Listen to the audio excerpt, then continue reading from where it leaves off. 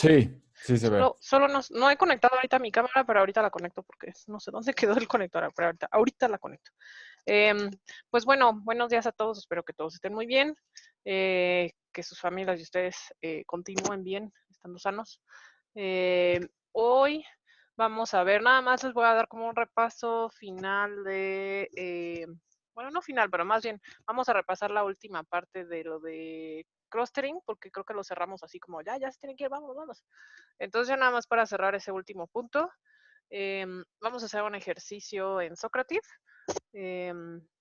para ver qué tal recuerdan clases de hace 2 semanas. Y vamos a empezar a ver modelos de asociación. Entonces hoy hay mucho que hacer. Em, entonces, decíamos la clase pasada, en el miércoles. Por cierto, ya estoy calificando sus proyectos, solo todavía no he terminado. Yo espero tenerlos ya listos el miércoles. En cuanto los tenga, ya los pongo en el Google que tenemos compartido. Yago, por cierto, ya tengo tu calificación, que no la había podido terminar también antes, ya está allá arriba, de la tarea. Pero en cuanto tenga las demás, se las hago llegar por el Slack, el link, para que ya lo tengan. Entonces, la clase pasada, si recuerdan, estábamos hablando de qué era clustering, que esto pertenecía a los métodos de aprendizaje no supervisado. Les había dicho que pues este era el más sencillo de de todos los métodos, algoritmos que existen para hacer clustering. Este es el más sencillo. Sin embargo, nos habíamos quedado en, bueno, cómo saber esta parte de cuántos grupos está bien poner o si necesito poner más o son muy pocos o qué. Y en eso les había comentado que, bueno, una parte para verificar eso tiene que ver con negocio, porque pues negocio se supone que entiende, o sea, negocio me refiero al dueño de los datos que ya conoce más o menos de qué van esos datos. Eh, y entonces ellos casi siempre nos dan un buen insight sobre si nuestros grupos están teniendo sentido o no, pero en el sentido de compartir características o describir las características de cada grupo, si para ellos tienen sentido. Eh, Luego entonces, creo que Rodrigo preguntó si había una forma de decir si 4 es bueno, 3 es bueno, o si es más o menos por el tipo de datos o qué. Y en eso les comentaba que, bueno, existe también esta otra parte de verificar estadísticamente que los grupos tienen sentido. Entonces, eso lo hicimos a través del método del codo, en donde lo que les había comentado es que ese método checa cuánta varianza estamos explicando o cuánta varianza estamos explicando cada vez que agregamos un nuevo grupo. Es decir, si vamos aumentando la K, cuánto se supone que vamos explicando de la varianza. Eso es importante porque eso nos permite establecer como un punto de corte o un punto de decir ya hasta aquí son suficientes o estadísticamente esto ya no aporta más información si le agrego más grupos. Eh, y eso era porque dijimos que en Camins, mientras más grande sea su K, significa que son más grupos, y si son más grupos, supuestamente deberían de tener menos elementos en ellos y por lo tanto deberían de ser más homogéneos.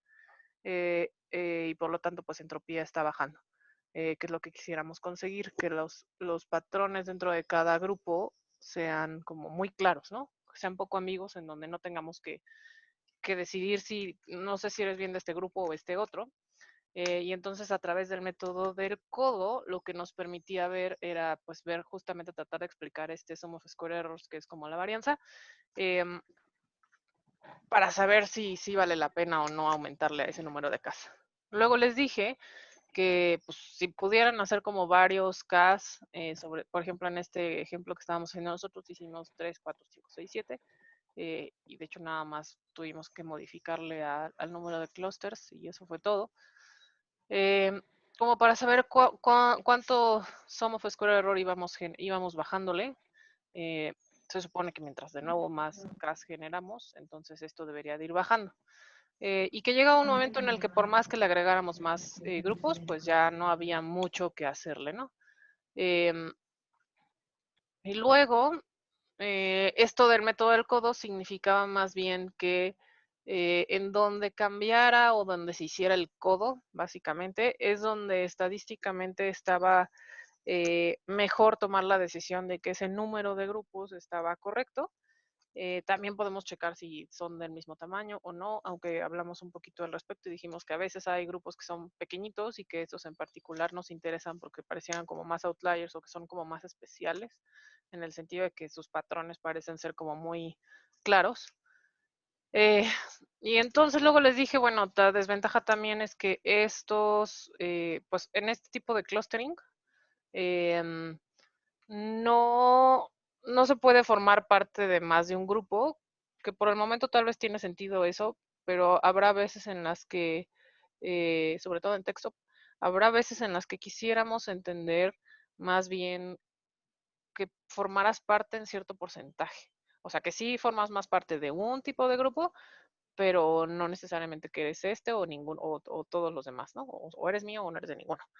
Este es completamente binario, entonces aquí o formas parte de este grupo o no, y eso a veces tiene como más consecuencias muy limitativas con respecto a lo que queremos hacer con los datos, pero pues de nuevo con este podemos sacar muchísimas cosas porque es el algoritmo base que todo mundo podemos ejecutar y correr, ¿no? Luego también les había comentado que solo aplica para datos numéricos, porque pues necesitamos pasar las cosas a datos numéricos, porque por adentro estamos sacando distancias euclidianas. em, y entonces tendríamos que estar escalando, me te vas a caer de ahí. Entonces tendríamos que estar escalando los datos antes de que pudiéramos empezar con el algoritmo. A ver, déjenme ver si ya encontré el cablecito. ¿Qué más? Y luego la última de la que platicamos es que tampoco estaba tan bueno trabajar con datos que tuvieran como mucho ruido, que eso de nuevo va a ser entre comillas, porque pues se supone que ese ruido debería de ser cubierto por, em, por algún tipo de grupo, ¿no? O sea, debería de caer ahí, aunque no necesariamente está del todo correcto. Em, Déjenme ver si... No se había generado. Ahora sí ya, según yo. Ya me pueden ver, pero no sé. ¿Ya me pueden ver? Según yo ya, ¿verdad? Bueno, aunque se ve un poco oscuro. Ahí está. Ahí está. Y luego entonces, Sí, ya te vemos. listo, buenos días. Y luego entonces, lo último que nos quedamos, que más bien se los di así como en chingo, fue que este no es bueno para datos que no son lineales. Eh, y les puse un ejemplito de nuevo en 2 dimensiones como para que podamos entender a qué me refiero más con linealidad. Eh, y es que este tipo de datos como el que les muestro en pantalla, en donde hay claramente hay dos grupos, los que son internos y los que son externos. Si le pasáramos camins, como cuando hicimos en redes neuronales la de que está dentro del círculo, fuera del círculo, ese tipo de datos no son muy bien identificados por Camins, porque él va a tratar de hacer grupos como en líneas que partan y que decidan tú eres de este grupo y tú eres de este otro grupo.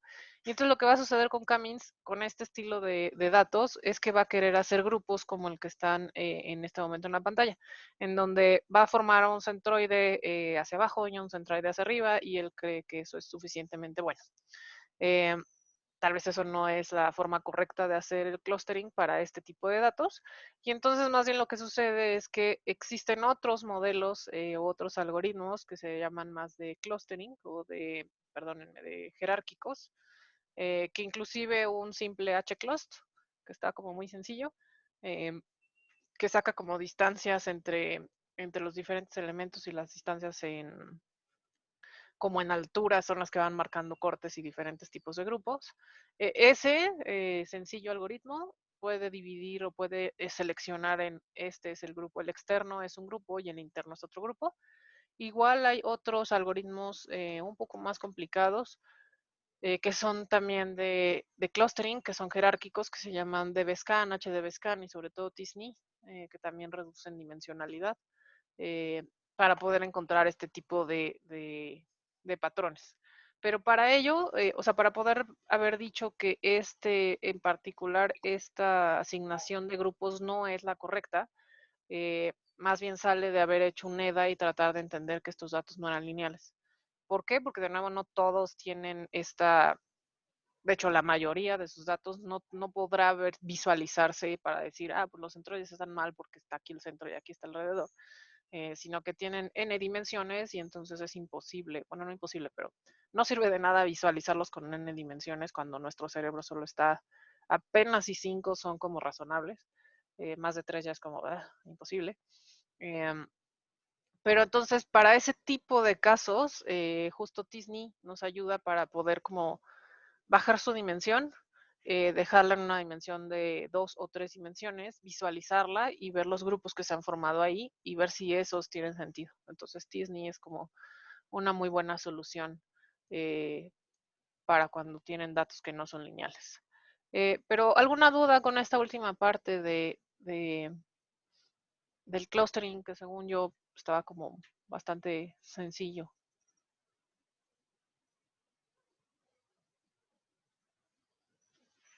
¿Todos bien? Bueno, me parece perfecto. Bueno, pues entonces hace mucho que no hacemos un Socrative. Entonces, si pueden ir ingresando a Socrative en el room es Liliana, ahorita se los pongo en el Slack, es Liliana en mayúsculas todo 2205. Solo que ahora lo vamos a hacer un poquito diferente. Ay Dios, ¿esto en mayúsculas? Okay.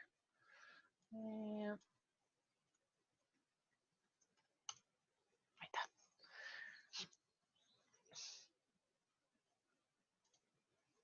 Entonces el room es Liliana 2205.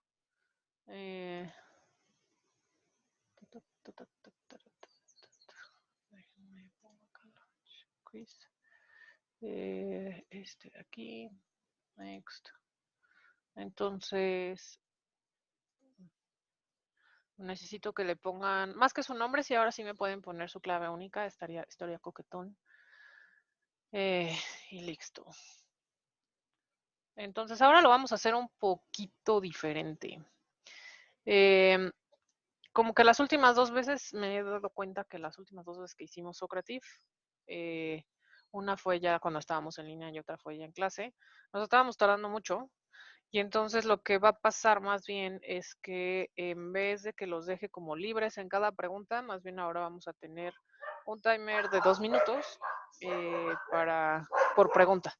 Y entonces lo que va a pasar es en 2 minutos, yo les pongo ahorita el timer, en 2 minutos cuando suena la alerta, voy a pasar, o sea, voy a decir cómo nos fue. Y entonces eso lo que va a hacer es que en ese momento se corta la pregunta y entonces quien no respondió, pues ya no tengo su respuesta. Entonces creo que de esa manera podemos agilizarlo un poco más y creo que 2 minutos son más que suficientes. Entonces veamos qué tal nos va en este, ¿no? Para no tardarnos más de 15 minutos. Entonces, según yo ahorita tengo conectados 14 personas en el Zoom.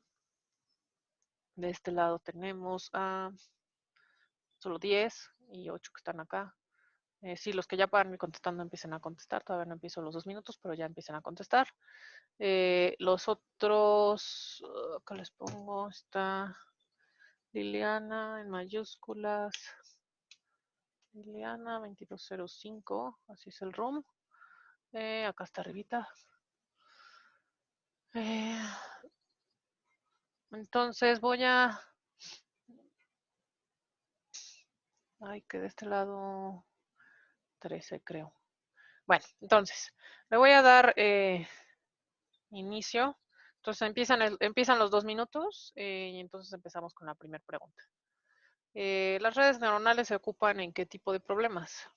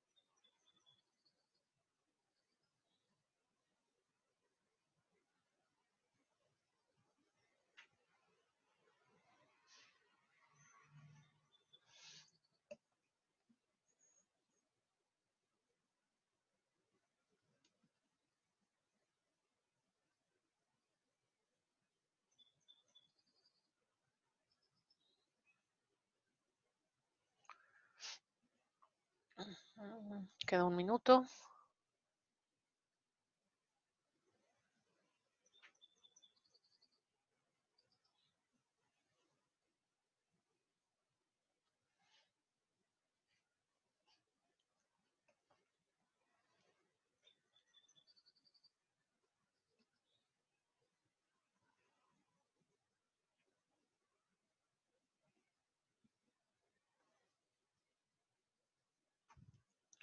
Quedan 30 segundos.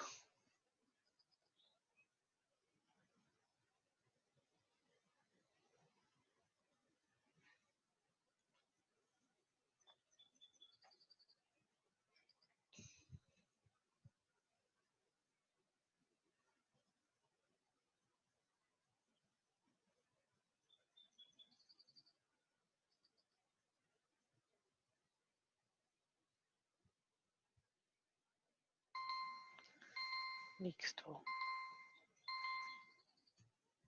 Entonces, ¿qué también nos fue? Justo tienen de los dos, entonces por eso los dos tienen verde. Porque aunque nosotros lo ocupamos mucho en supervisado, que supongo que es por lo que lo puso la mayoría, eh, entonces, pero también se pueden ocupar en no supervisado, que se ocupan como para extracción de features más adelante en el proceso de proyectos de ciencia de datos, pero justo nosotros lo ocupamos en la mayoría. Entonces, eso estuvo bien. Entonces, ven, empiezan los siguientes, todavía no la aprieto, pero empiezan los siguientes 2 minutos. Existen 3 tipos de neuronas en las redes neuronales, ¿cierto o falso?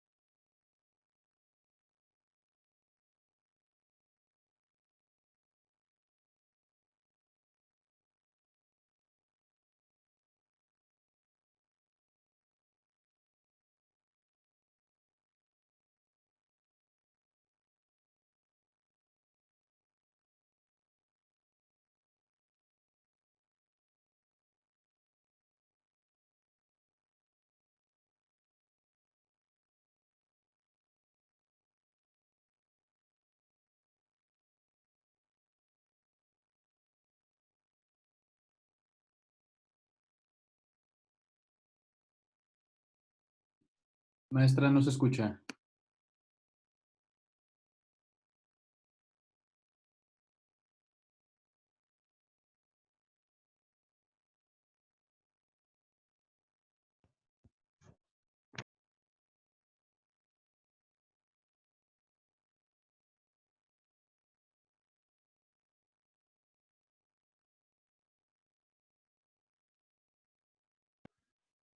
Liliana, no te escuchamos.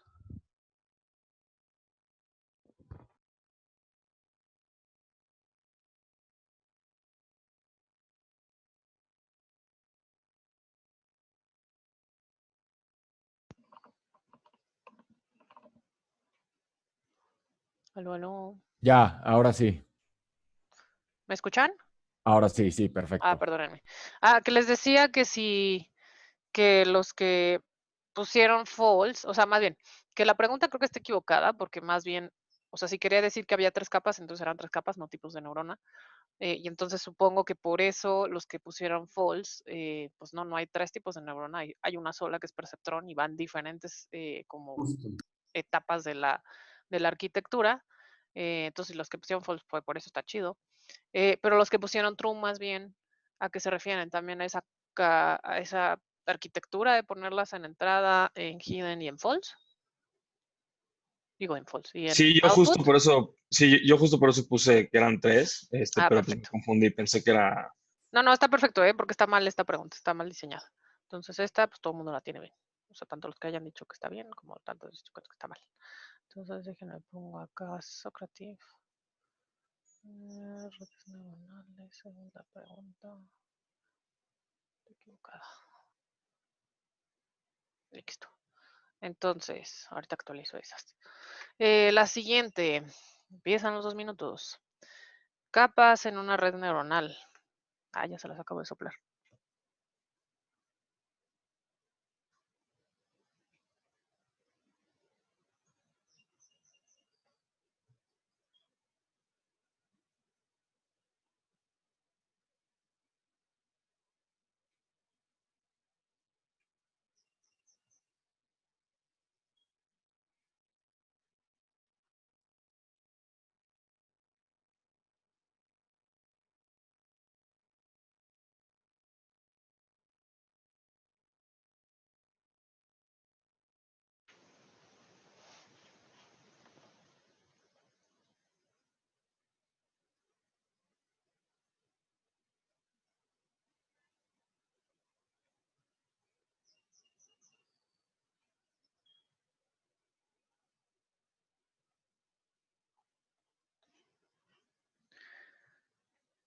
Listo, nos queda 1 minuto.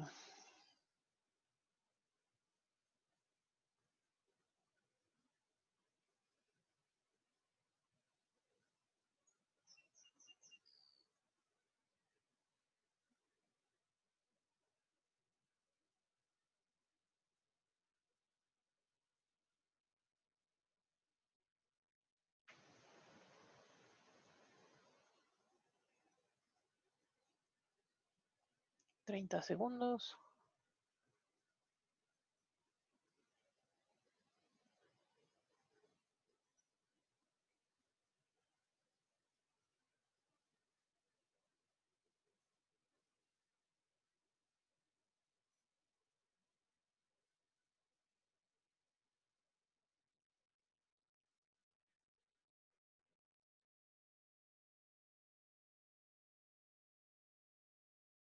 Listo. Hoy se siente muy silencioso sin el de Jeopardy. Muy bien, perfecto. Ese sí estuvo perfecto. No hay nada que explicar. Next. Empiezan los 2 minutos. Número de neuronas en la capa de entrada.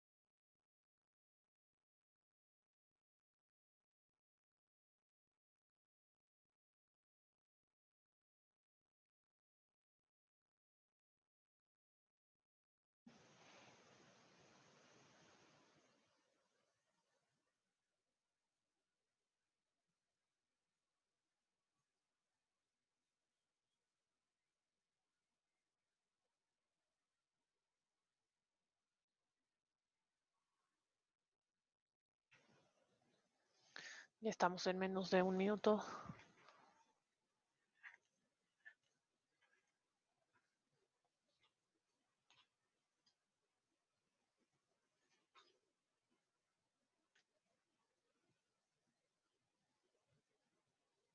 30 segundos.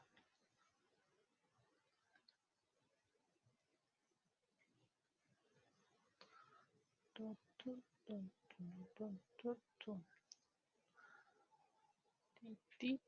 tip, tip.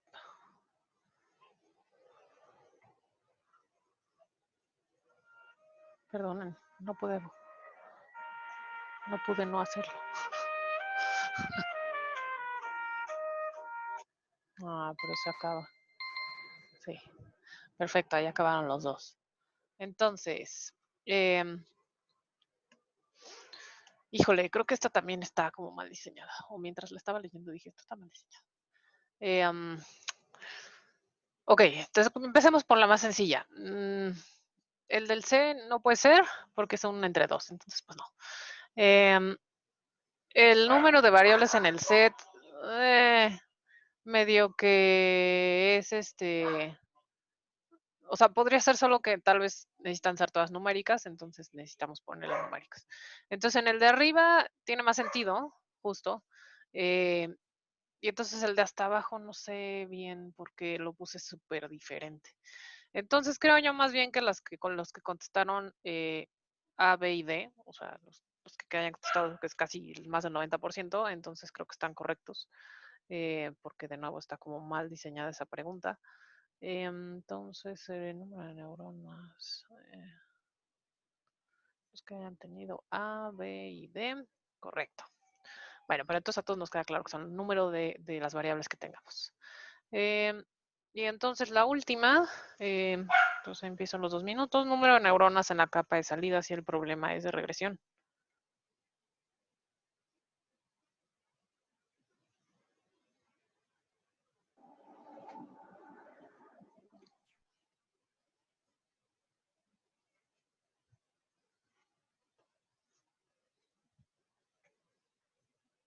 Ahí está.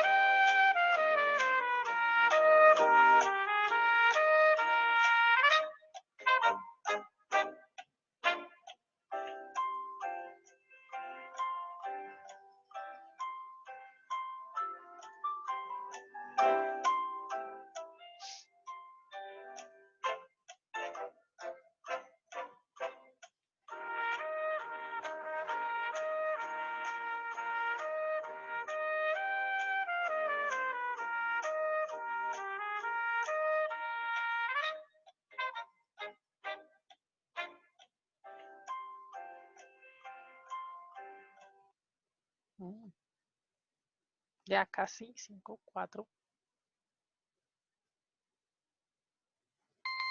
Ahí está. Ay, qué triste que no puedo mezclar las dos. Voy a tener que hacer una de 2 minutos. Está bien. Ahorita te contesto esa, José Carlos.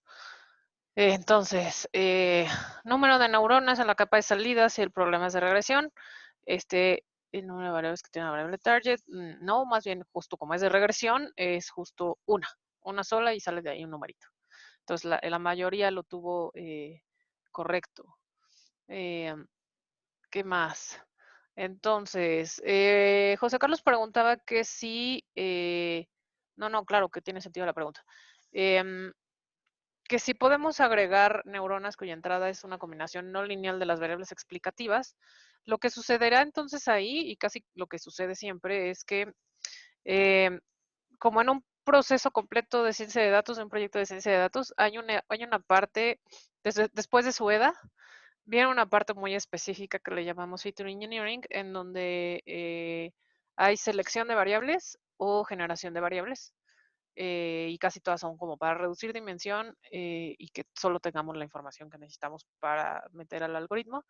En particular, en Feature, ya sea Selection o más bien del lado un poco más hacia Feature Engineering, cuando hacemos transformación de variables, ya sea para hacerlas lineales o ponerlas en algún otro espacio que no sea el original, entonces creamos como si fuera una nueva variable y entonces esa para nosotros es como si fuera una entrada a una neurona. Entonces no importa qué transformaciones tengas antes de llegar al algoritmo, las que hayan sobrevivido, las que hayan puesto en ingeniería de variables, eh, esas son las que serán entrada hacia su algoritmo. Entonces, más bien podríamos agregarle variables que sean alguna combinación lineal, si es que tuvieron que hacer alguna transformación en el respecto, quisieran hacerle alguna transformación lineal, entonces lo pasan así, aunque en redes neuronales no importa si de hecho importa mucho si más bien si son no lineales, esto sirve perfecto, ¿no? O sea, va generando un montón de hiperespacios ahí, entonces si las pasan como algo lineal está bien, y si no las pasan como algo no lineal, la red neuronal de todas maneras lo va a poder encontrar. No sé si con eso aclaro tu pregunta, José Carlos, o te la dejo más grande o ya les dejé más dudas. No, sí, es que nomás era con respecto a la pregunta anterior, que entonces no forzosamente el número de neuronas en la capa de entrada Ah, es ya, igual al... sí. No, no necesariamente, y de nuevo es porque sí tiene que ver con el feature engineering, aunque la forma en la que nosotros lo vimos y como hemos estado haciendo los modelos, si es que el número de entradas que tengan ustedes son el número numéricas y que tengan sentido, son el número de neuronas que necesitarán como entrada, pero ciertamente si ya hiciste alguna transformación y quitaste algunas y redujiste dimensión, entonces esas son las que entran hacia la red neuronal, ¿no? Entonces está Ok, bueno gracias. ¿no? ¿De qué? Eh, entonces, ahorita no se fijen mucho en lo que obtuvieron o no, porque ya tuve acá 2 correcciones, 2 de 5.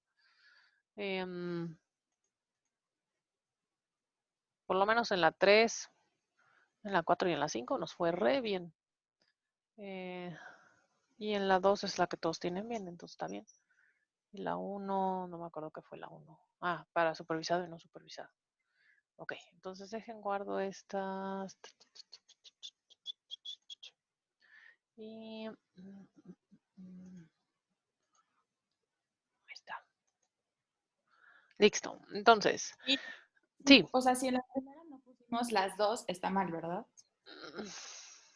Creo que no necesariamente, porque pues sí lo hemos visto, o sea, más bien lo hemos visto hacia la parte de aprendizaje supervisado, aunque claramente se les había dicho al principio, esto va para supervisado o no supervisado, entonces más bien sí. Sí, si no pusieron las dos, sí está mal. A ver, déjenme, veo si ya se bajaron estas cosas o todavía no.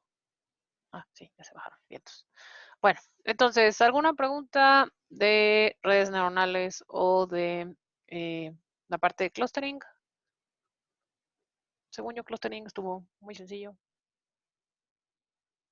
¿Algo que les haya quedado duda?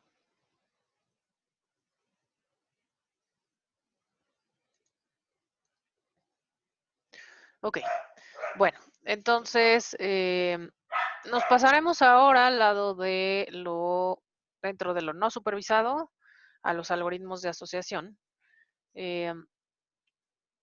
Entonces ya subí el apunte que se llama, es el 15, creo. Sí, 15, asociación. Eh, entonces, déjenme regresamos rapidísimo al temario, nada más para que vean dónde vamos.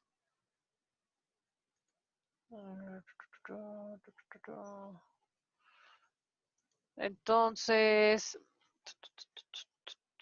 vamos aquí, ya pasamos clustering, vamos a empezar este de asociación con el a priori y luego ya nos vamos a pasar a minería de texto. Entonces, entre hoy y el miércoles nada más terminaremos de ver el a priori y entonces el lunes ya empezaremos con minería de texto y con eso ya estaremos casi del otro lado. Creo que por eso, de hecho, casi, o sea, aunque se siente que nos concentramos muchísimo en modelos de clasificación, es donde hay mucho mayor cosas que explicar y ver y entender. eh, una vez que creo que se queda claro lo demás, es como, sí, está leve. Espero, excepto redes neuronales. Entonces, regresando, entonces ya tengo acá el tema 15, que es para lo no supervisado, algoritmos de asociación. Entonces, si recuerdan la clase pasada, creo, no me acuerdo, sí, creo que fue la pasada. Hablábamos de, bueno, que en lo no supervisado no teníamos etiquetas, no hay respuesta correcta y había dos tipos de problemas que podíamos resolver aquí.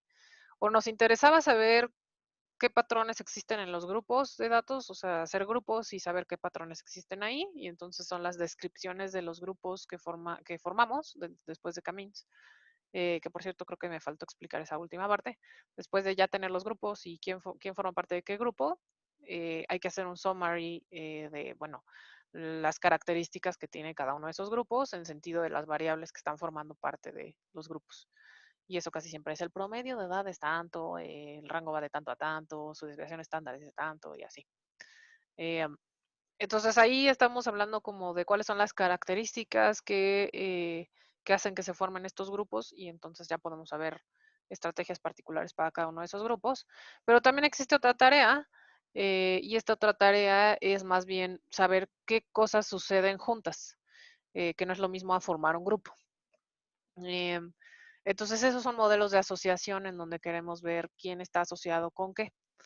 En este me acuerdo que habíamos hablado un poquitito así como nomás en el aire, que este lo ocupan mucho en una cosa que se llama Market Basket Analysis, eh, y es un tipo de análisis de mercadotecnia en donde es estadístico, en donde van viendo qué se compra en el supermercado, por eso el Market Basket Analysis, por eso el nombre, eh, en un ticket, qué cosas suceden juntas, ¿no? Y de todos los tickets que yo tenga, qué cosas suceden más juntas. Entonces, esto seguro les pasa muy seguido cada vez que se meten a Amazon, en donde ahí hay dos tipos de algoritmos. Bueno, hay un chingo de algoritmos, pero hay uno en particular en donde cuando ustedes están buscando algo, les aparece hacia abajo una leyenda que es como esto, en donde te dice, los clientes que compraron este producto también compraron este otro producto. No sé si les haya salido a ustedes ese letrerito o esa sección dentro de Amazon que según ya le sale a todo el mundo. Ese en particular, esa sección, son modelos de asociación en donde lo que van haciendo es verificando o minando la información que se tienen sobre los datos de compra de todos los que entran en Amazon, eh, para decidir que las personas que también compraron lo que tú compraste o vieron esto o también compraron esto otro. Por otro lado, cuando Amazon te recomienda un producto, eso es un modelo diferente y eso va más bien hacia otro estilo de modelos, entonces esos no son de asociación, por eso necesito que como separarlos. Estos en los que te están diciendo los clientes que también compraron eso, compraron esto otro, son del estilo de asociación. Em, claro que por dentro antes de llegar a este de asociación, seguramente Amazon tiene uno de clustering, como para saber qué tipo de cliente eres y de ese tipo de cliente que eres y de ese grupo al que perteneces, qué otras cosas compran, ¿no? Entonces ahí se van como combinando diferentes algoritmos. Inclusive tienen otros en donde si te recomiendo, por ejemplo, libros, sé que tienes una alta probabilidad de comprarlos. Si te recomiendo libros que son de Machine Learning, todavía tienes más alta probabilidad, o sea, en mi caso, pues, más alta probabilidad de comprarlos. Y entonces ahí ya tienen como mezclas de cosas que son supervisadas con no supervisadas, donde tienen agrupaciones y donde tienen asociaciones. Entonces, como que ahí es donde empiezan a ver dónde se aplica todo. Entonces, espero que a todo el mundo le haya salido ya estas cosas en Amazon y esos son justo modelos de asociación. Entonces, aquí lo que vamos a tener como objetivo es pues encontrar esas asociaciones entre cosas que suceden juntas. En donde que sucedan juntas es esta cosa que dice que aparezca en una fracción significativa del mismo y entonces tendremos que definir qué es una fracción significativa del mismo. Entonces, creo que como en todo el resto de los modelos que hemos visto, tanto supervisados como los no supervisados, todas las cosas que desarrollamos se desarrollan basados en la evidencia que tenemos y esa evidencia son los datos. En particular en estos de agrupación y de asociación sobre todo, va a encontrar, en los no supervisados, va a encontrar como las relaciones o los patrones de los datos con los que contemos en ese momento, porque aquí no hay ni training ni testing. Todavía en los supervisados, dado que tenemos una etapa de training y una de testing, cuando nos llegan datos nuevos, reentrenamos y así vamos como haciendo que reaprendan, si quieren verlo de esa manera, o que siempre estén en aprendizaje continuo. En los no supervisados no sucede así, porque sacamos las reglas y sacamos los patrones de los datos que tenemos, con los que contamos en ese momento. Para que sigan aprendiendo, tendremos que agregarles nuevos datos y empezar otra vez a hacer el análisis, ¿no? Entonces, de nuevo, su objetivo será encontrar las asociaciones de cosas que pasan juntas, en donde no solamente es un nivel de, o sea, no solamente es este producto se compra con este otro, sino puedes tener 5 encadenados, 6 encadenados, 7 encadenados, depende del tamaño, necesitarás más observaciones, pero no está encerrado a solamente 2 elementos. Eh, los casos más comunes, ya habíamos hablado un poquitito de eso, tienen que ver con esto de saber qué cosas se ponen juntas en un estante. Eso está bastante divertido, ese tipo de análisis. En donde sí se hace un análisis a conciencia, no sé si notan la diferencia, no sé, aunque Oxxo ya está empezando a hacer cosas por el estilo, pero entre Oxxo y, ¿qué será? Eh, ¿Cuál será de esos? City Market o Superama, en donde el layout de sus estantes sigue un patrón como muy particular. Digamos, en el Oxxo son como, pues aquí solo hay todo lo de papas, aquí todo lo de galletas, aquí los refrigeradores y ya, pero porque tienen muy poco espacio. Y sin embargo, los otros, por ejemplo, City Market y Superama, tienen como más espacio en sus pasillos y hay una distribución muy particular de qué producto va junto a quién, y quién va hasta adelante, quién va hasta arriba, como para poder aprovechar toda la información que se conoce de sus clientes. Entonces, para empezar, todos los datos o sea, ¿de dónde sale esto? Todo esto sale del análisis de los tickets y todo el análisis de los tickets a veces sale de que sí están escaneando el ticket así del papelito, aunque la mayoría no son así, sino más bien ya se guardan en un sistema. Y cuando ustedes les dan sus tarjetas de puntos, entonces asocian ahí más bien también a poder hacer clustering primero para saber a qué segmento de cliente perteneces y luego de ese hacerte alguna estrategia en particular de acuerdo a que ya sabemos cuáles son los tickets de compra. Entonces ahí también hay un análisis muy interesante al respecto. Y entonces ese análisis les permite poner estas estrategias de qué cosas poner juntas, hacer descuentos inteligentes de un producto que se compensa con otro, como el que habíamos, creo que sí se los había mencionado la clase pasada, esto de si no estoy vendiendo un tipo de producto y ya necesito sacarlo porque está ahí mucho en inventario, entonces puedo hacer algún tipo de estrategia de unirlo a uno que es muy popular y dar un descuento, y entonces así lo saco. Y eso más bien sale del análisis del ticket, no de, no de mercadotecnia así tal cual. Publicidad dirigida a los clientes de un producto para que compre de otro producto, entonces ya vas como haciendo publicidad para eso. Y también combinar productos con características diferentes, es decir, por ejemplo, puedes hacer el sabor más popular con el color más popular, ¿no? O algo así. Entonces también se ocupa mucho en cosas de sabritas, o sea, en producción, pues. Em, Creo que uno de los casos más claros o más clásicos de este estilo de análisis es el de Target, en donde, dado que tienes tus tarjetas de clientes frecuentes, y es la importancia de tener cada quien su propia tarjeta de cliente frecuente, en una familia se compartían, el papá tenía, digamos que el papá era el que estaba ligado en cuenta de tarjeta, o sea, era el que pagaba a, a Target, al sistema de Target, y entonces a él es al que le llegaban descuentos de ahora estamos en descuento con estas cosas, pero esos descuentos eran inteligentes asociados a los tickets de compra y sus comportamientos, ¿no? De compra.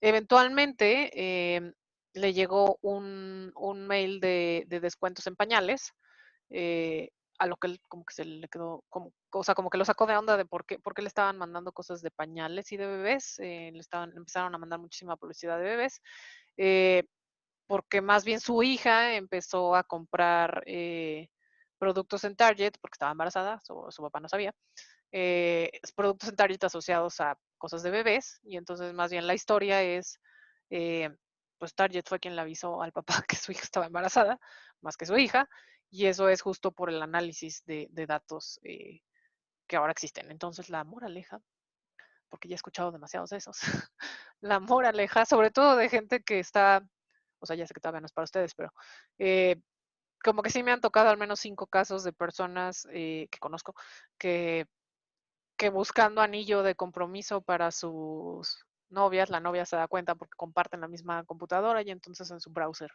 aparecen ahí todas las cosas que están ahí asociadas, o les llegan los mensajes en Amazon, o les llegan los mensajes de X, Y, Z porque comparten la cuenta o comparten la tarjeta de cliente frecuente, entonces nada más tengan cuidado con sus tarjetas de cliente frecuente, sus datos son suyos, no los compartan con nadie, porque básicamente pues ya se están minando. También existe otro tipo de casos que considero yo que son como más interesantes o menos clásicos, y esos van más ligados al área médica, al área de análisis de fármacos, al área de genomas, en donde aquí lo que queremos hacer es buscar asociaciones de cosas que podrían tener algún tipo de asociación. Entonces, por ejemplo, en las cosas de genética es la presencia de un gen dado otro bajo cierta circunstancia. En análisis biológicos nos interesaría ver si una proteína se activa en presencia de otra, o casos todavía un poco más como no normales, que son el profiling de bases de datos. Eso es algo bastante divertido. Y eso es, nos permite ver o tener asociaciones entre valores de columnas, eh, y nos permite identificar si hace un tipo muy particular de data profiling, pero hacia las bases de datos, que eso es algo que pocas empresas se meten a hacer, y que hay allí un mundo interesante. Pero vaya, no, o sea, lo que quiero decir es, no nada más está ligado todo hacia análisis de mercado y hacia análisis de tu ticket de compra y todo eso, sino también hay un amplio mundo en donde es menos ocupado, pero creo que es también igual de divertido. Entonces, en los modelos de asociación vamos a ver un algoritmo. Sinceramente no conozco de otro que se ocupe en producción, porque este es como, aunque es muy caro computacionalmente, es eficiente y escala, y los demás, el problema es que justo no escala para muchos datos. Entonces, el algoritmo que vamos a ver se llama a priori. eh, Este algoritmo va a encontrar asociaciones entre atributos, en donde atributo va a ser una columna o un ítem, si quieren verlo así, de un set de datos. Eh, para eso vamos a tener que revisar todos los datos con los que contamos, y luego vamos a ir disminuyendo los espacios de búsqueda para que todo pueda caber. Lo que va a ser importante para ocupar este algoritmo es que los datos tienen que ser discretos, no puede haber datos continuos. Entonces tendremos que discretizar de alguna manera los que son continuos, ya sea ponerlos en buckets o cambiarlos si es posible a algún tipo de categoría, si es que eso es posible, que es como hacer un bucket. Para que una relación o para que una asociación esté fuerte, digámoslo así, tiene que aparecer muchísimas veces en el dataset. Entonces aquí casi lo que buscaremos es la frecuencia de aparición, y entonces eso va a dar un tipo de soporte a nuestra decisión. Eh, y entonces o sea, mientras voy creciendo esta asociación a ponerle más productos, digámoslo así, o más ítems o más atributos, entonces deberá de aparecer con más frecuencia en el set de datos. Es decir, esa combinación, si estoy buscando una asociación de 8 cosas, esa asociación de 8 cosas tendrá que suceder muchísimas veces en todo el dataset para que pueda sobresalir, digámoslo así, para que pueda ser un patrón. Entonces, encontrar asociaciones grandes será complicado, a diferencia de asociaciones de pares, de tríos, que serán como muy sencillos. ¿Qué más? una vez como vamos a estar haciendo combinaciones, aquí son combinaciones, ya con eso ya está así como, eh, pues por ahí van factoriales. Entonces, con pocas columnas esto ya se vuelve un poco intratable porque estamos haciendo combinaciones, porque le vamos a ir agregando un atributo a la vez. Entonces, ese es el problema casi con todos los que son de asociación. Pero insisto, el de a priori tiene una manera interesante de cortar espacios de búsqueda y entonces lo vuelve tratable. Entonces la que sigue justo habla de eso, pues el a priori va eliminando observaciones que cumplen con cierto threshold que nosotros vamos a definir y ocupa 3 métricas para definir este threshold y las 3 las vamos a ocupar en el algoritmo. Uno es soporte, otro es confianza y otro es lift y vamos a hablar ahorita de cada uno de esas métricas. Y les comentaba que este es un algoritmo computacionalmente pesado porque tenemos que ver todos los datos primero. Entonces, imagínense viendo todos los datos de compra de un día, tan solo así, un día de Amazon, son terabytes de datos. Entonces, esto tiene que correr eficientemente en algún tipo de algoritmo que sea más hacia el estilo de MapReduce, que pueda tener eh, procesamiento en paralelo y cosas por el estilo. Pero más difícil va a ser la primera iteración en donde tengo que correr todos los datos para después decidir estos se salen y a partir de esa segunda iteración entonces ya se vuelve todo más sencillo. Pero la computacionalmente cara será la primera iteración. Entonces, ¿qué son estas 3 métricas que les mencionaba? Existe entonces soporte, que se llama support en inglés, confianza, confidence y lift, que lift, no le encontré un buen translate a lift. Pero bueno, ahorita vemos cómo se tiene esa. Ay, otra vez necesito verlas. Déjenme, les pongo. Imprimamos esta. Para ponerles el PDF. Print to file. Y vamos a poner esta. 15 Association. Supervised. Listo. Y déjenlo, subo también al repositorio. Ahí. Select. Print. Ahí está. Entonces, ¿me siguen escuchando ahí? Sí. Perfecto. Es que como que luego siento que se apaga esta cosa y ya no lo escucho igual. 15 unsupervised. Acá está. Entonces, nada más para ver bien las. Ahí están. Las fórmulas. Entonces, las métricas. El soporte tal cual va a ser la proporción de aparición en el set de datos de un ítem. Piensen ahorita en un solo ítem, pero, o sea, ese ítem puede ser ya una asociación de varios ítems. Entonces, ahorita nada más vamos a hablar de uno solo y luego vamos a hacer iteraciones para que vean cómo se van agregando. Entonces, el soporte nos permite como identificar la popularidad de un objeto, ¿no? Piénsenlo así. O de un producto más bien, para que todo quede claro. Entonces, si piensan, no sé, en galletas, parece que tengo hambre, queremos saber cuál es la popularidad de la galleta, no sé, Chokis, en Superama, ¿no? En el Superama de por mi casa. En el Superama de, ay, güey, ¿cuál es ese eje 6 y no sé qué? Entonces quiero ver qué tanto aparece la compra de galletas en todos los tickets de Superama. Entonces justo es nada más saber la frecuencia de aparición de los Chokis entre todos los tickets que hay para Superama. Esto lo pueden hacer por día, por meses, por semanas, por el año, como sea, como ustedes decidan. Entonces, justo sacar el soporte, entonces nada más va a ser el número de transacciones en las que aparece ese ítem A entre el número de transacciones totales. Eso es todo lo que queremos. Entonces, es un porcentaje y mientras ese porcentaje sea más grande, es mejor, ¿no? Aparece más veces en ese dataset. Entonces, es significativo ese producto, digámoslo así. ¿Dudas del soporte?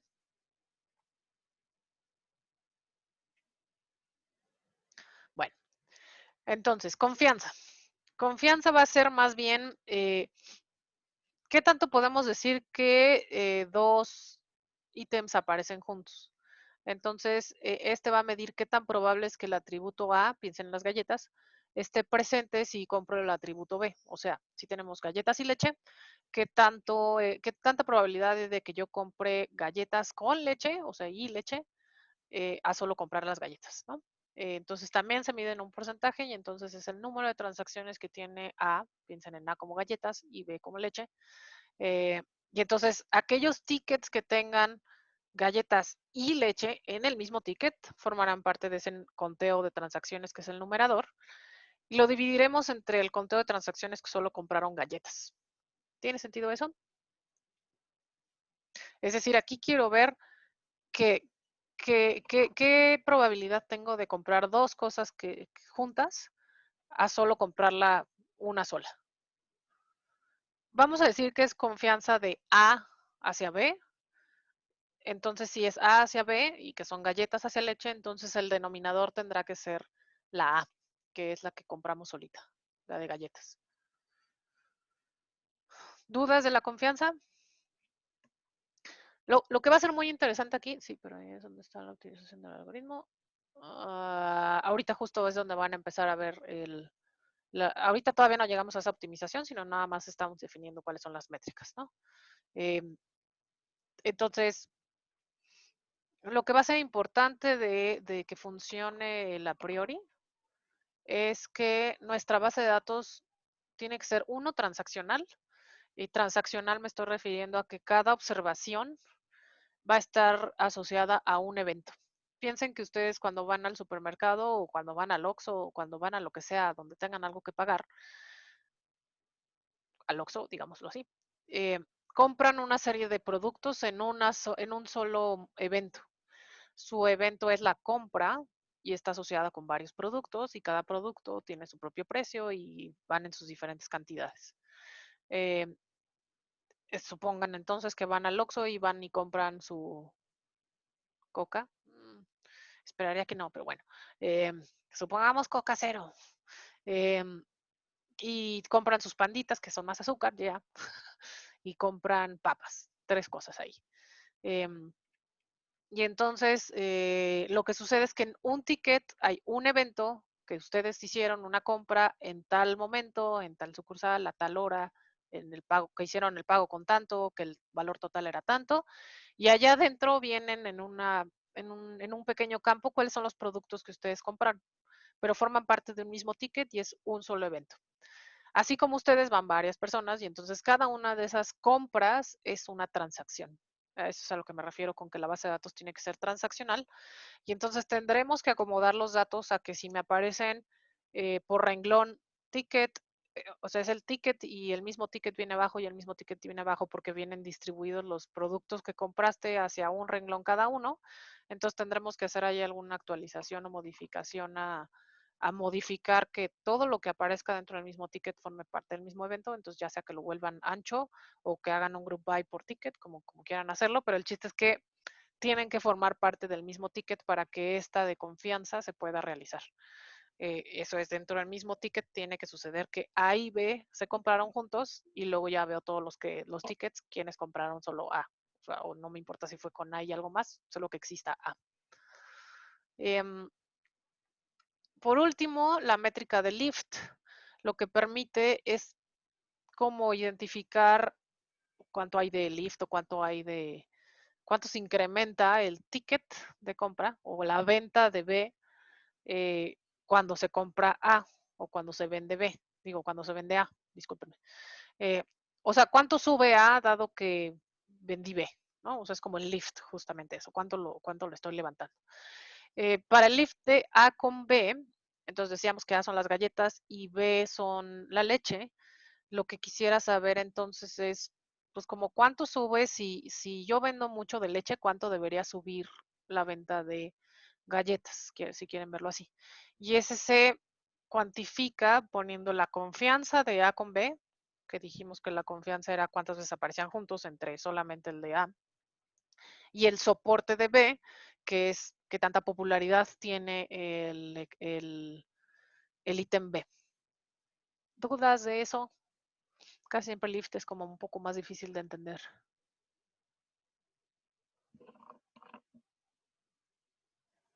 ¿Todos bien?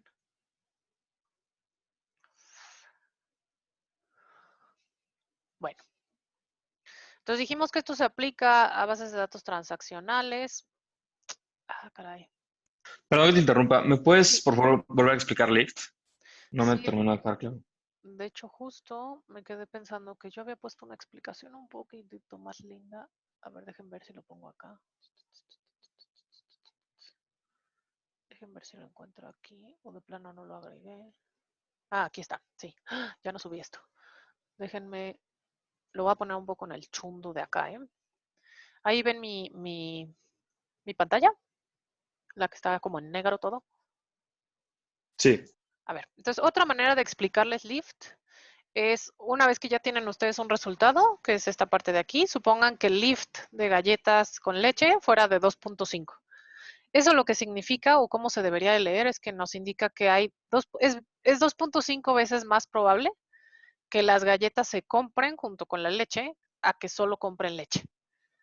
Entonces lo que estamos queriendo decir en el Lyft es, quiero saber cuánto sube más la venta de un producto o cuánto sucede más la ejecución de un evento de un ítem A, dado que sucedió B. Y entonces tomo en cuenta la confianza con la que sucede A y B, porque la confianza es que los dos aparezcan juntos entre la popularidad. Y en el soporte lo estoy poniendo como, ok, quiero saber qué tan probable es que sucedan juntos A y B, pero quiero tomar en cuenta la popularidad de B, como para saber ya sé que si voy a vender un montón de leche, entonces también voy a vender galletas. Y entonces, ¿cuánto es más? Esto es el lift. Entonces, justo en esta manera de lectura, que creo que tiene un poco más de sentido, es si yo obtuviera un lift de galletas con leche que fuera ese 2.5, entonces lo que nos está diciendo es que es 2.5 veces más probable que se vendan más galletas cuando se aumenta la venta de leche, ¿no? O que solamente se venda la leche así solita. Perfecto, gracias. No de qué.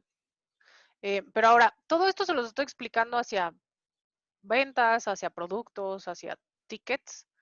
Eso sucede exactamente igual para cosas que son de nuevo de genes, de proteínas, de aminoácidos, de todas esas cosas que hablamos aparte, ¿no? Entonces eso es lo que está bonito, pasar de esto a ese cuadro que no tiene nada que ver con mercadotecnia ni ventas.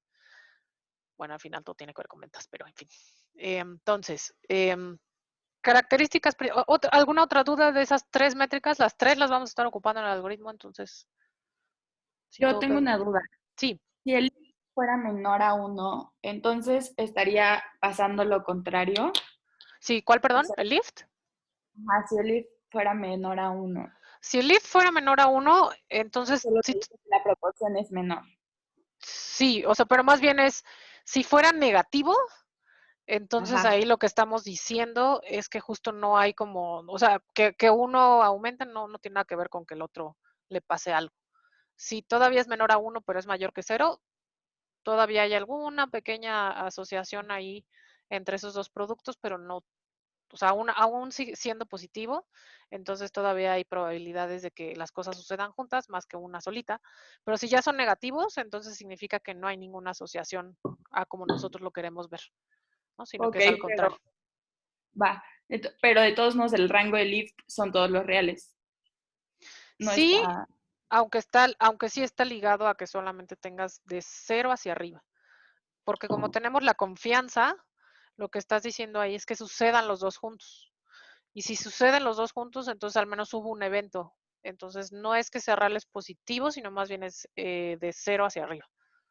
O sea, sí Ok. son real. Ay, es que ver el 0 cuenta como real. Perdón. Siempre me meto en ese problema con los matemáticos. Pero bueno, de 0 hacia arriba, reales positivos.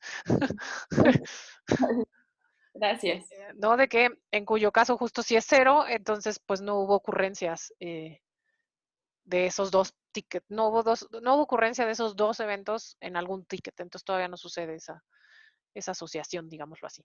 Pero esa es una muy buena pregunta. Gracias.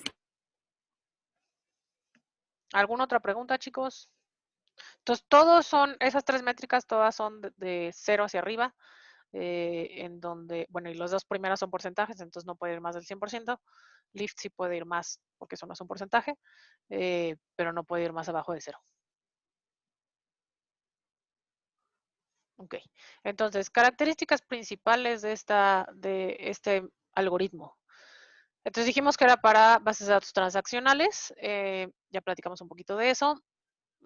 Lo que hacemos entonces es que les dije que era computacionalmente cara, aunque sea la primera iteración, porque vamos y checamos todos los datos al principio. Conforme vamos avanzando el número de iteraciones, entonces vamos reduciendo los espacios porque vamos a ir ligando o filtrando a solo aquellos que cumplen con nuestros thresholds de soporte y de confianza, que lo vamos a ver un poquito más adelante en el algoritmo.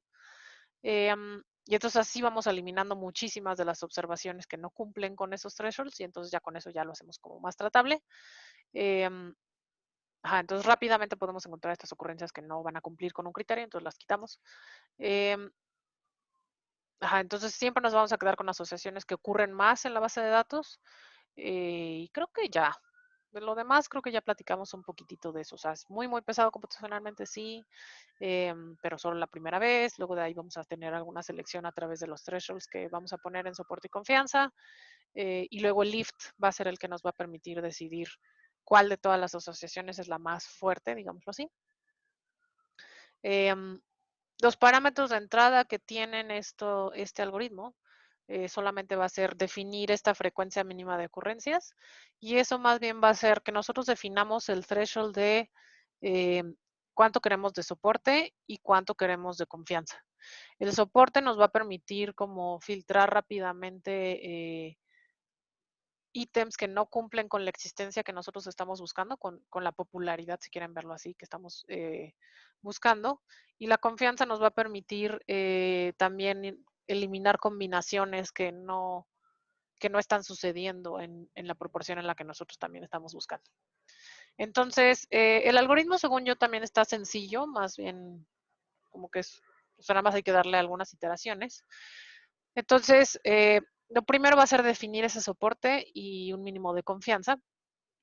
Entonces, el primero justo nos sirve para eliminar transacciones que no son, que no cumplen con esa frecuencia. Y el segundo nos servirá para filtrar las reglas de asociación. Y luego al final ya nada más ordenaremos por lift cuáles son las más fuertes. Calcularemos el soporte de cada ítem en el set de datos. Eso es, empezamos con, en la primera iteración todo se empieza con un solo ítem, o sea, eso es asociaciones de un solo elemento, que pues no es una asociación, es un solo elemento. Entonces vamos a empezar a calcular el soporte de cada ítem solito en el set de datos y luego vamos a filtrar las transacciones que no cumplan con nuestro soporte. Y entonces así eliminamos las que ya no están ahí y entonces ahí ya disminuimos un poco el set de datos. Luego si resulta que en ese lugar todo es popular, pues ya entonces no se redujo mucho en el paso 2, digo en el paso 3. Luego se agrega un siguiente ítem, es decir, ya paso como si fuera una segunda iteración. Agrego un segundo ítem a los que sobrevivieron. ¿Qué opciones o qué combinaciones puedo hacer con los que sobrevivieron? Y es ahí donde empieza a ser un poco pesado porque tengo que hacer las combinaciones y entonces si tengo muchísimas, pues tengo que hacer combinaciones de un gran número. Y entonces vuelvo a pasar a calculo el soporte de estas combinaciones posibles de elementos de 2 y luego vuelvo a verificar si esos elementos de 2 cumplen con la frecuencia que yo puse en el soporte. Si no cumplen, las quito. Y entonces cuando voy quitando esas, también quito observaciones que ya incluyen a esas y entonces voy disminuyendo drásticamente el espacio donde tengo que ir a buscar combinaciones. ¿Cuál es el criterio de paro de esta cosa en particular? Es que ya no haya más combinaciones posibles, es decir, ya me acabé los atributos con los que yo contaba, las columnas o los ítems, yo ya me los acabé, ya no hay más donde yo pueda buscar, ya me acabé las transacciones, básicamente. No hay más, ¿no? O sea, ya, o ya me acabé los atributos o ya me acabé las transacciones, entonces ya no puedo seguir buscando más. Esa es la condición de paro. ¿Me escuchan bien? Porque ya me apareció un mensajito aquí de... Aló, aló. Sí, sí, sí te Sí, escucho. sí, te Gracias. escucha bien. Es que como me salió aquí el de ya tu internet está un poco chundo. Bueno, entonces, digamos que ahí nos vamos a quedar atorados en el paso 1, 2, 3 y 4 ahí un ratito. Pero bueno, generamos las reglas de asociación con los subsets que sobrevivieron a las diferentes iteraciones. Luego filtramos las reglas que cumplen con el nivel de confianza que establecimos y luego vamos a ordenar las reglas de asociación de acuerdo al lift, poniendo el lift más grande hasta arriba porque significa hay más veces de probabilidad de que ocurran juntos a que ocurra uno solo, entonces queremos las que ocurran juntas, las que con más probabilidad tengan de ocurrirse juntas hacia arriba, entonces por eso lo ordenamos en lift de manera descendente. Y ese es básicamente el algoritmo, pero creo que si lo hacemos como a mano, entonces ya esto queda como más claro. La idea entonces es como ir agregando ítems a las cosas que vamos analizando, ir quitando del espacio donde podemos ir a buscar aquellas cosas que no cumplen con el soporte que nosotros hayamos establecido y que las partes de confianza nos van a poder ayudar al final a quitar reglas que no están funcionando dada la confianza o que no cumplen con esa confianza. Y que al final ocuparemos el lift para ya nada más decidir cuáles son las asociaciones más fuertes. Entonces, desventajas para este algoritmo, pues definir ese buen umbral, como todo en la vida es así, bueno, ¿y qué es bueno definirle aquí? Pues ese más bien ustedes tendrán que verlo y aquí experimentar con ese umbral va a ser costoso, o sea, pueden tardar 3 días en decir, pues ese no me funcionó, pues pongamos otro. Entonces este va a ser un poco costoso, pero tendremos que poner un soporte y una confianza con la que ustedes se sientan cómodos, en donde esperaría que menos del 50%, es más, menos del 60% en soporte o en confianza, tal vez no, o a menos que estén buscando cosas que no tengan tanta popularidad y quieran hacer alguna estrategia al respecto, que también es válido, ¿no? Ahí nomás van a tener mucho espacio de búsqueda. Entonces ahí más bien dependerá de ustedes de lo que quieren hacerle.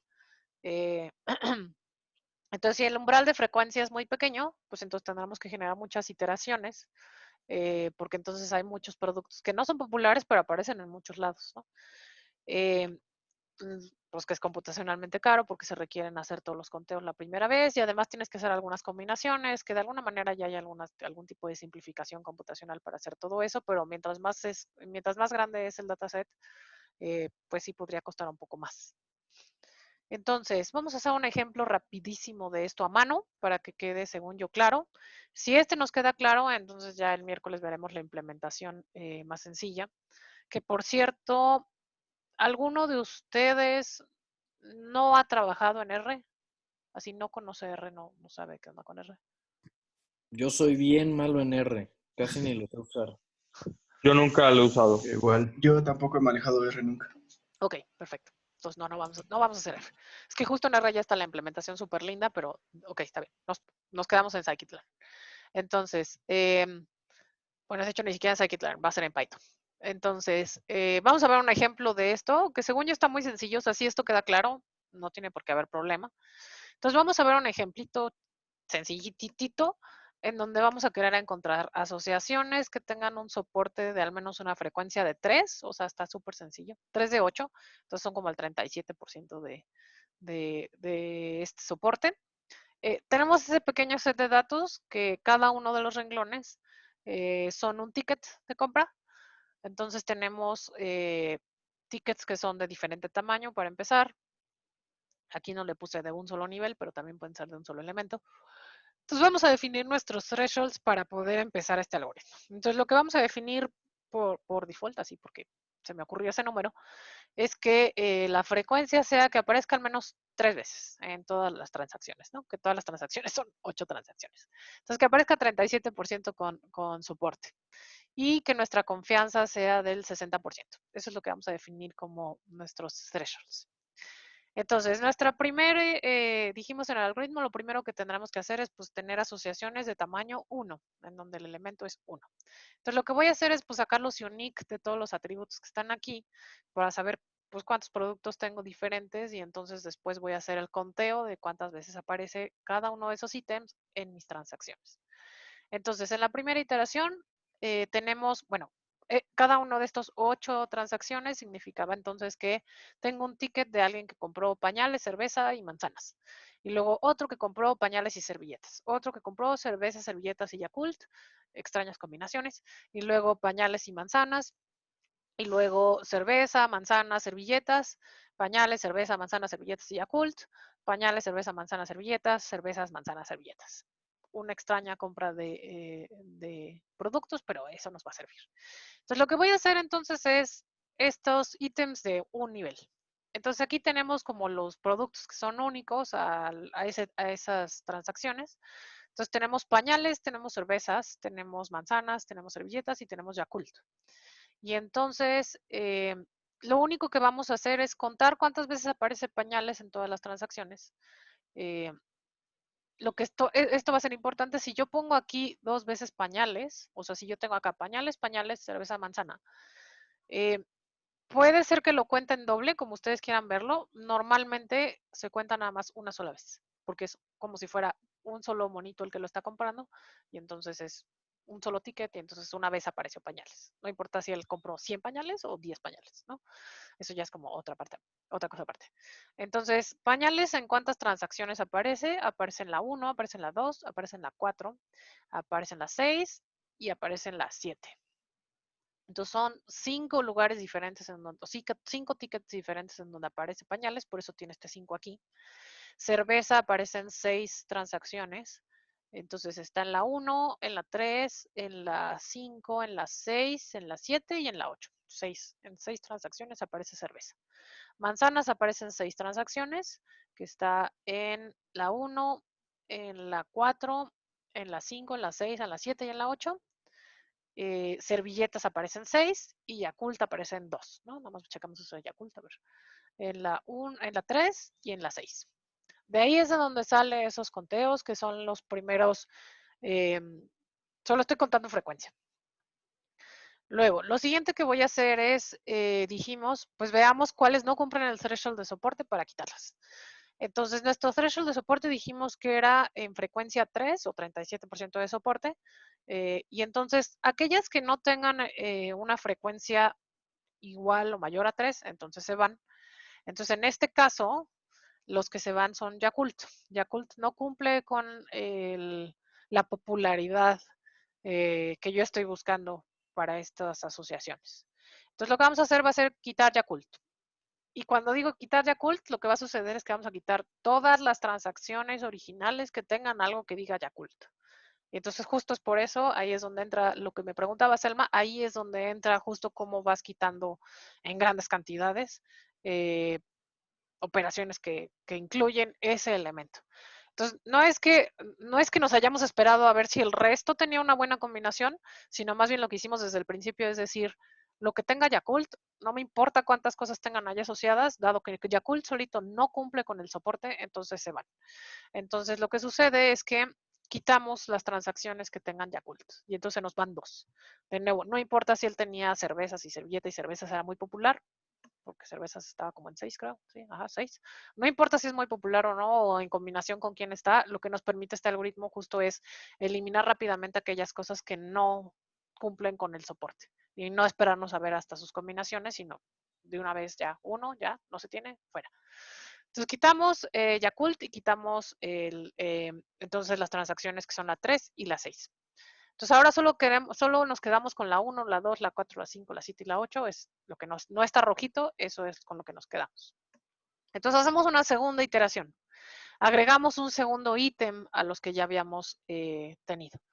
Entonces, con el dataset resultante volvemos a generar una segunda iteración agregando un segundo ítem y eso es quitando este de aquí de Yakult, vamos a hacer las combinaciones posibles. Eso es, tendría que hacer uno de pañales con cerveza, pañales con manzanas, pañales con servilletas, cerveza con manzanas, cerveza con servilletas, manzanas con servilletas. Ya, esas son todas las combinaciones posibles. Son combinaciones, no permutaciones. Entonces, esas son todas las posibles. Entonces, justo son estas que les puse aquí, son las combinaciones posibles de aquellos ítems que sobrevivieron al soporte. ¿Dudas hasta este momento de esos pasitos? Una pregunta, tipo, ya poniéndolo en la vida real, esto de quitar los atributos, bueno, las iteraciones en las que aparece muchas veces Yakult, ¿por qué no solamente quitan el Yakult de esas iteraciones y se quedan las iteraciones? ¿Por qué será necesario quitar toda la iteración y no solamente Yakult y dejarlo de manzanas y servilletas? Ya, esa es justo la forma en la que hace que este algoritmo escale. Si no hiciéramos eso, entonces lo que sucede es que estamos sin bajarle al número de transacciones, pensando en que, bueno, Yakult, puede ser que sea Yakult el problema y entonces puedo quitar como este Yakult de la transacción 3 y este Yakult de la transacción 6, pero dejarla para seguir continuando con ver qué también le va en las combinaciones. Pero justo lo que trata de hacer más bien este método es eliminar desde el inicio cualquier cosa que incluya un elemento que no cumple con el soporte que tú estás buscando. Entonces, de ahí la importancia que primero definamos un soporte que quisiéramos tener. Y la segunda más bien es que justo esa cosa de no, o sea, de quitarlas de raíz, es lo que nos va a permitir que este elemento, que este algoritmo escale rápidamente, aunque tengas muchísimos datos. Porque si los dejamos, las combinaciones no van a ir bajando en cada iteración. El número de combinaciones no van a ir bajando en cada iteración. Y entonces eso nos va a complicar mucho el tener todas las posibles opciones computacionalmente. Entonces estamos siendo muy estrictos al quitarlas, porque pues, sí nos queda como la cosquillita, bueno, ¿qué tal que con servilletas y cerveza ya todo funcionaba bien? Pero más bien lo que nos está diciendo este algoritmo es no, o sea, Yakult no te está aportando porque no cumple con el soporte y entonces todas las que tengan Yakult se van, porque no quieres meterte a ver qué aporte está dando porque Yakult solito no cumple con eso. Entonces digamos que desde el inicio, aquellas cosas que no cumplen con eso, entonces va rompiendo todas las posibles opciones de ya no te vayas a ese branch a revisar. Y entonces justo limita el espacio donde tú puedes ir a hacer la búsqueda, ¿no? Entonces como que eso en investigación de operaciones tiene un poco más de sentido en el decir de no tengo que ir a buscar sobre todo el espacio, lo puedo hacer en algo razonable, tal vez no tenga la mejor respuesta, tal vez, pero sí tengo los resultados de algo que ya quité, ¿no? Entonces el espacio se volvió como más tratable. En nuestro caso va a importar mucho el hacer eso, porque va a permitir que pueda escalar con muchísimos datos. Entonces, justo esa característica de quitarlos de raíz y no solamente el elemento que diga Yakult, sino toda la transacción que diga Yakult, justo ese elemento hace que este algoritmo sea escalable. Va, muchas gracias. ¿No? ¿De qué? Entonces, lo que va a seguir es, voy a contar frecuencia con la que aparece pañales y cerveza en lo que quedó, de lo que quedó. Vamos a contar cuántas veces aparece pañales y cerveza junto. Entonces aquí hay uno y acá hay otro. Solo aparece en 2 lugares, entonces se queda este 2 de aquí. Pañales y manzanas aparece 3 veces. Pañales y servilletas aparece 2 veces. Cervezas y manzanas aparece 4, que es la más popular. Entonces, cerveza y servilletas 3 y manzana y servilletas 3. Noten que estas cosas de donde salieron estas combinaciones no fueron de las transacciones. Fueron de agregarle a estos ítems de la primera iteración, quitando la que ya no nos servía en frecuencia, las combinaciones posibles entre esas. ¿Sí? ¿Queda claro eso?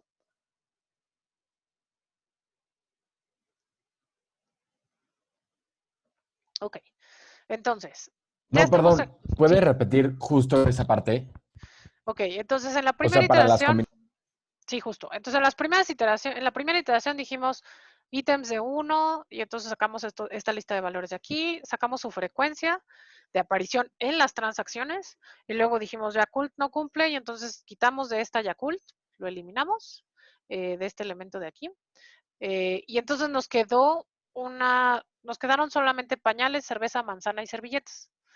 Y entonces, en esta segunda iteración, al agregarle 2 ítems, lo que hicimos fue sacar las combinaciones posibles de pañales, cerveza, manzanas y servilletas. No de todas las transacciones que existen en la base de datos, sino solo de los ítems que sobrevivieron al soporte. Y entonces esos solo fueron pañales, cerveza, manzanas y servilletas. Las combinaciones posibles eran pañales con cerveza, pañales con manzanas, pañales con servilletas, cerveza con manzanas, cerveza con servilletas y manzana con servilletas. De ahí fue donde salió esta siguiente tablita de aquí. Y entonces luego ya que hicimos esa segunda tablita con los posibles ítems combinados que sobrevivieron el soporte, les contamos en frecuencia y ese conteo de frecuencia es sobre las transacciones. Ya, perfecto. Mil gracias. Bien, entonces estamos en esta segunda iteración, entonces ahora lo que vamos a hacer es cuáles sobrevivieron a esta segunda iteración. Entonces dijimos que el soporte era 3 en frecuencia y entonces se nos irían pañales y servilletas porque tienen 2 y pañales y cervezas porque tienen 2. Y entonces, de acuerdo a lo que hemos estado diciendo, lo que hicimos en el anterior, deberíamos eliminar las transacciones que incluyan pañales, cerveza y pañales, servilleta. Con eso eliminamos la 1, la 2, la 7, porque la 3 y la 6 ya se habían ido antes. Y entonces ya solo nos quedan 3 transacciones de 8. Como verán, justo esa cosa de hacerlo así de estricto y de eliminar todas las transacciones que tengan esa posible combinación antes de siquiera llegar a todas las combinaciones, disminuye radicalmente el número de transacciones que nos quedan para verificar frecuencia. Entonces, en la tercera iteración, me queda un minuto, pero hasta aquí lo vamos a dejar un poquito. En esta tercera iteración, entonces, vamos a agregar ahora elementos de 3, ¿no?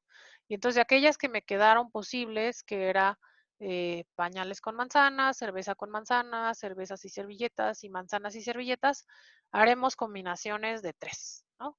Entonces, casi que nos quedará pañales, manzanas y cerveza, pañales, manzanas y servilletas, y creo que eso será lo único, según yo. Si quieren, ahorita más bien lo checamos un poquitín más adelante, pero según yo serán esas. Ajá, cerveza, manzanas y servilletas, pero creo que eso ya cuando quitamos todos. Entonces, asociaciones de tamaño 3, dado que nosotros quitamos pañales, cervezas y pañales, servilletas, que ya fueron eliminadas, ya no hay combinaciones de elementos de 3 que incluyan pañales que sean posibles. Entonces, la única combinación que nos queda posible de 3 son cerveza, manzanas y servilleta, porque la otra incluía pañales. Entonces, según yo aquí todavía les queda pañales, cerveza, ¿cuáles serán? Pañales, manzanas, cerveza y manzanas. Según yo queda pañales, manzanas y cerveza y pañales, manzana, servilleta. Según yo quedan 2 ahí. A menos que ustedes vean alguna otra cosa que no, pero según yo esas quedan todavía.